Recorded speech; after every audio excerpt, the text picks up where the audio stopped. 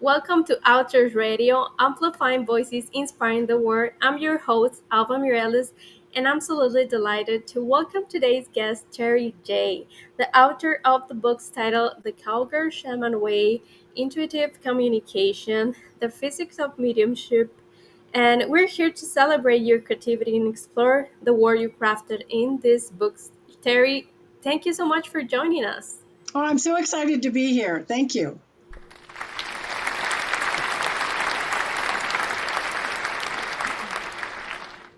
Terry, your background is so unique. Like, can you share a little bit about you and what led you to become like both like a shaman and an author of these amazing books?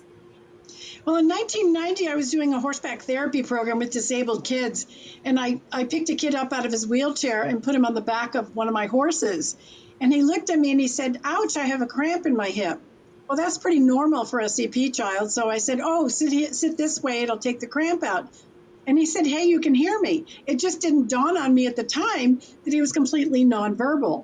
And so we went about our business doing our horseback therapy.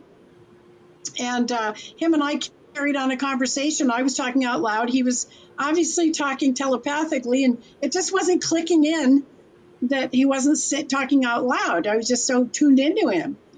And so when we were done, I took him off the horse and put him back in his wheelchair, and he went back to class. And the gal who was helping me said, "Boy, he's sure talking great." And I said, "Well, he's very bright. Just because he has CP doesn't necessarily mean he has any cognitive issues." She said, "Terry, he didn't say a word he can't remember." And I mean, if I was a horse, I would have done a buck fart snort, because when they're spooked, they do all three of those things at one time. Anyway, I went into the classroom and they had a pointer attached to his head, and he had typed out on his computer, "Horse lady can hear me." So I had confirmation, and then I stood there talking with him, really realizing that I was able to hear him telepathically. So when I went back outside and told the gal, she just very matter of fact said, "Well, you ought to learn to communicate with the horses because all animals are telepathic." And I just thought, okay, well, that's something I want to do. I had no clue what I was getting into. And just one thing's led to another. And now I know there's no limits to the kinds of information that you can get from the universe. Yeah, and raising intuition as a skill isn't common. What first inspired you to teach others via your boot camps and books? Well, early on, I just thought, all right, what are you doing? You're a teacher. I've been teaching since I was 16, teaching riding and things. So I always like to dissect it and think, what am I doing? How am I doing this? And I had some guidance from some energy healers that was very helpful. And I just thought, all right, this is what I do. And then I do that. And I thought, well, gosh, this is not something that is special or gifts. Obviously, I developed it. I was in my late 30s when this happened. And so one thing's led to another. And I just thought, I got to teach people how to do this because it'll really help them with their life. Yeah, and your book outlines 7 intuitive steps. How did you decide on those, and which one often surprise like new readers? I think, doing 7 steps is probably just a very well known number of steps in a process. And I broke it down and really thought, yeah, I got 7 steps. And I think grounding is the biggest challenging part about it, and getting out of your own way. Learning to ground is just with visualization and intention, and then just getting out of your own way. And stopping thinking is probably the hardest part for most people, to just let the information flow and not think, just feel. Yeah, and you often say you take the woo woo of intuition. What does that look like in practice? Well, everybody wants to make this all mystical, and they want to be special and have gifts. And I think that's all a bunch of BS, because we're all born with intuition, clairvoyance, clairsentience, clairaudience, and claircognizance. We're all born with all these skills. We shut them off in childhood. So it's just a matter of learning to turn them back on. And the other thing that's really important to me, and when I'm teaching this isn't woo woo, it's physics. Everything in the universe is energy, frequency, and vibration. So that's really what takes the woo woo out of it, is it's based in science. We just have to tune in to the frequencies and vibrations so that we can get the information. Yeah, and you say that many people born with intuition. How do you help someone go from doubting to trusting their instincts? It's pretty easy once you follow the steps. That's the thing. Is it and I when I do groups and do group trainings, I can tell the second they've gotten ungrounded. It's gone into fear mode. And so all the energy goes out their head and they go, oh, grounded now. Grounded, and then they try it and then they've got it. It's just amazing. When I do workshops, it's so fun because the morning is Q&A and we break for lunch, and in the afternoon I pair people up, and that fast they do readings for each other. It's that simple. It really is. And they get all spooked. They go, are we really doing this? I mean, yeah, you really are, because it is that simple. And I just think it can really benefit people. Yeah, and it's hard to believe sometimes that we're the ones who are doing that. And you connect intuition with physics and vibration. How does that scientific foundation shape the way that you teach?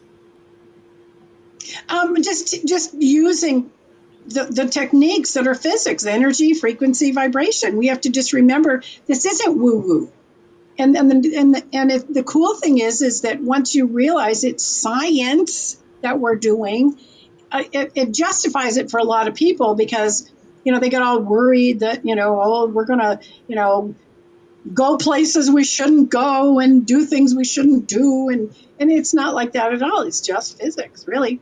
I mean, if you realize everything is energy, it just changes your whole way of looking at not just Earth and our lives here, but the universe, the whole universe.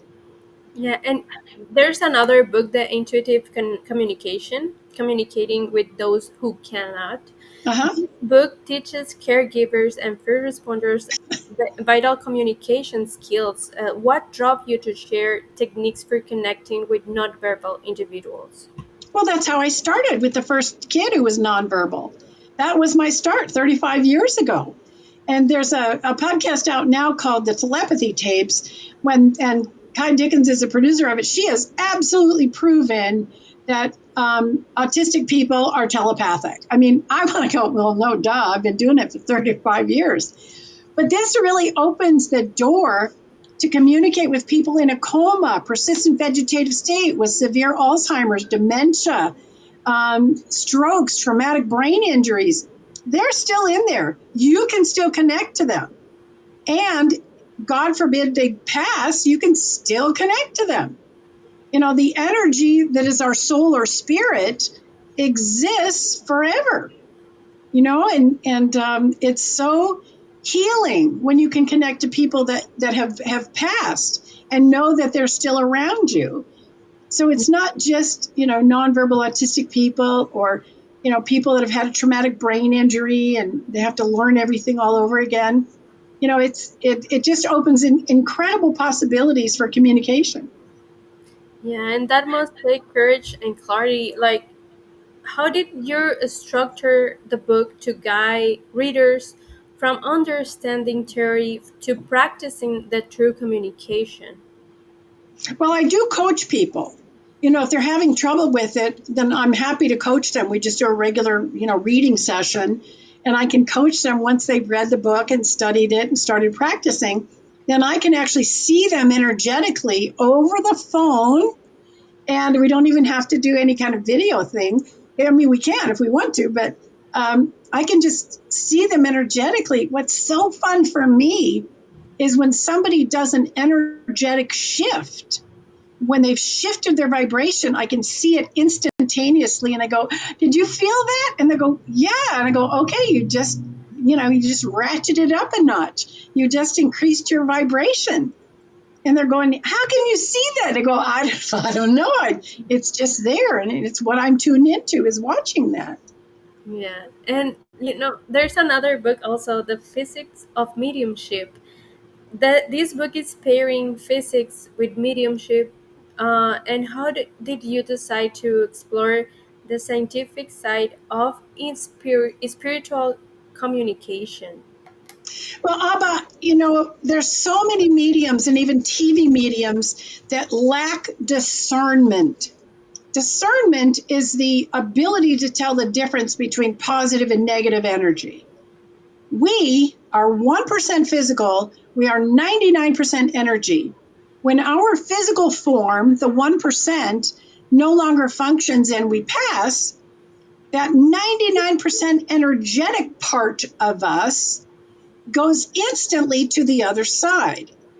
Well, the stuff that is not a vibrational match to source energy, which is the highest vibration in the universe that we're aware of, that low vibration stuff gets shed off and left behind in the earthly realm.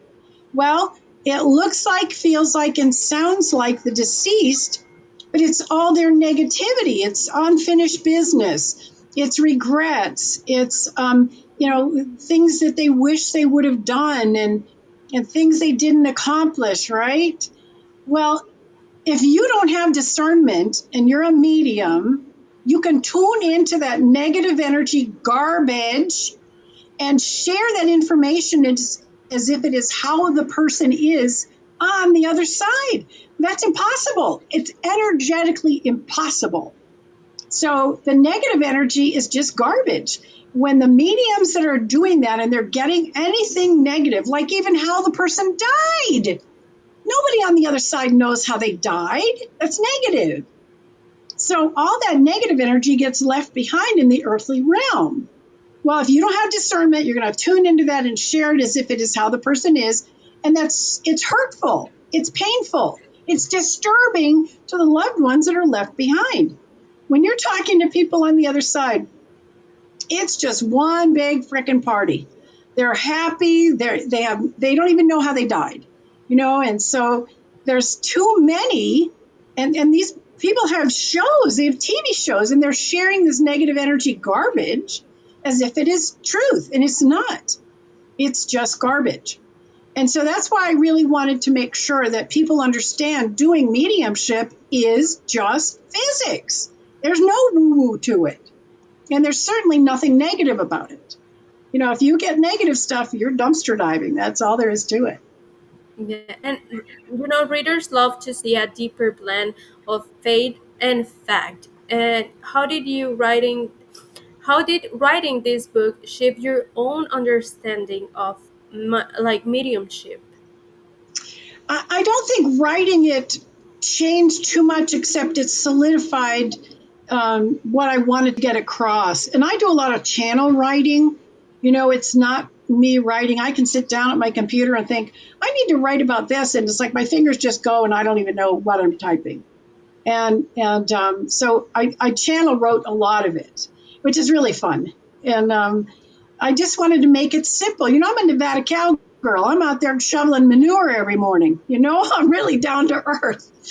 And that's what I can't do woo woo. If I hadn't discovered physics early on in my exploration of all of these abilities, I couldn't do it. I just could not do it. Yeah, and you mentioned you juggle in writing, coaching sessions, and more. Like, how do you organize your day to balance all your creativity and intuitive work? Well, if I'm not doing readings, if I don't have readings scheduled, I'm writing. That's really what it comes down to. Because I'm trying to finish the dog communication book. And then once I get that done, I've got the horse communication book, then the cat communication book. And then I've got 2 novels I'm working on that I'm going to turn into screenplays. Other than that, I just sit around eating bonbons. And you also lead the Cowgirl Shaman camps. That how does guiding others in person influence the themes and examples you include in the books? Oh God, that's just so fun. And I think the biggest thing is that most people are doing this stuff anyway. They're using their intuitive abilities, but they're just not trusting it. And when you can really reinforce that, yes, you really are doing this, and yes, it's real and it's not woo, and encourage them to embrace their own abilities, it's life changing for them. And I love it. I have so many clients that I've trained that actually now do this for a living. And I love it. I'm their biggest supporter. It's just great.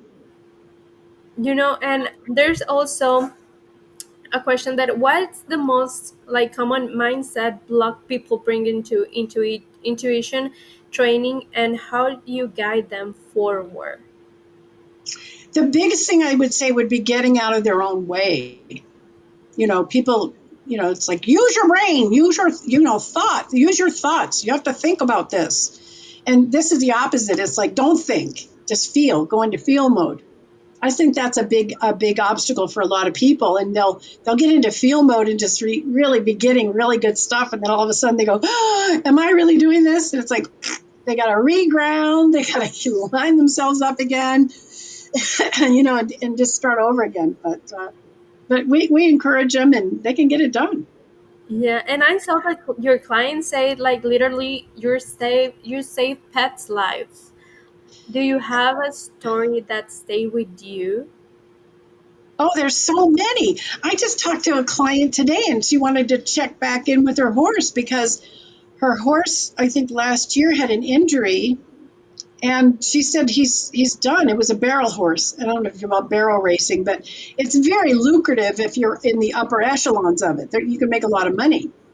And she was just ready to throw in the towel. And I said, no, no, no, you have to do this. And I gave her guidance on what to do in order to make the horse sound again.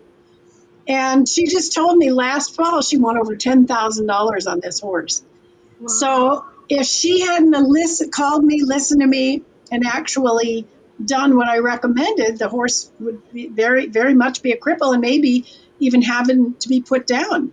So we just checked back in with him today, and he's just full of piss and vinegar. He's just having a blast barrel racing. So Yeah. that's one. One of the other funny ones I think about is this gal who called me, and she's hysterically crying, and she says, "My dog has lumps. I'm afraid he has cancer." And I said, "Oh, no, no, those are fatty tumors." She went, "What?" I said, "Oh, those are just fatty tumors." I said, "Go get him checked." I said, they'll do a little, needle biopsy on him, and they'll put it on a slide, and you'll see it'll be all slimy. It's all fatty. It's not cancer. I said, "No." And of course, she was so relieved because she took the dog in and had the test done, and they were just fatty tumors. It's just no big deal.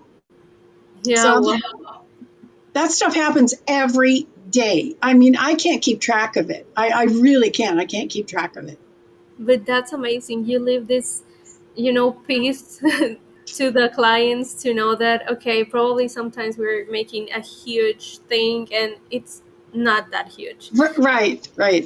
The other thing, too, which I really help a lot with, is people that either have to make the decision to euthanize, which is so heartbreaking. And the other thing is they have to euthanize a dog, and they go out right away and get another dog, and the new dog starts acting like the old dog, and it really spooks them. And I have to explain to them that's a walk-in. It's when the spirit of the one that is passed walks into whatever puppy body you bring home. I don't Yeah, know what happens to the spirit that's already in there. I think they just share beautifully. But we always get our animal spirits back if we provide a vehicle, meaning a dog or cat body or horse body, and they always come back. So they stay. They try to stay with us forever. Isn't that cool? yeah, and It heals your heart too, Alba. It heals your freaking heart. Oh my goodness! It just feels so good when you get them back. yeah, it's like sometimes you don't want them to be replaced, because you love them a lot, and you feel Right? like, okay, I'm replacing this dog with another dog or any pet with No, another pet, but it's not in that way, right? no, it's not that at all. It's providing a vehicle for their spirit to come back. Again, we and they are only 1% physical. We're 99% energy. So the energy can move around. I had a weird one happen to me where my friend Linda, who died, walked into my horse changed overnight and all of a sudden started doing zippers and Velcro and giving facials. It's a slime facial, but she changed overnight. And that was really weird. And then I just kept sensing Linda out there. And of course, when Duchess started doing all this weird stuff, I could just hear her cackling because she had one of those laughs. It was like a cackle. And I said, "You stinker! Look what did you do?" Isn't that fun? Yeah. And I also have like a question. If someone's it's hearing about the cowgirl shaman for the first time today, what's one thing you hope they live with? I would say go check it out. I have an extensive press kit on my website, and there's all kinds of videos and podcasts and testimonials. And go look about it. Go investigate it. And if you're interested, any one of the books will help you. If you're a caregiver or a special education teacher or a first responder, then get the book Intuitive Communication. If you just want to know generally how all this works, then get the Cowgirl Shaman book. And if you really want to communicate with loved ones that you've lost, then the Physics of Mediumship is your best bet. But ironically, the method, how to do this, is the same in all three books. It's still the same. Yeah. And looking ahead, I know that you mentioned that you're writing, but are there any new books, programs, or media appearances that you have coming soon?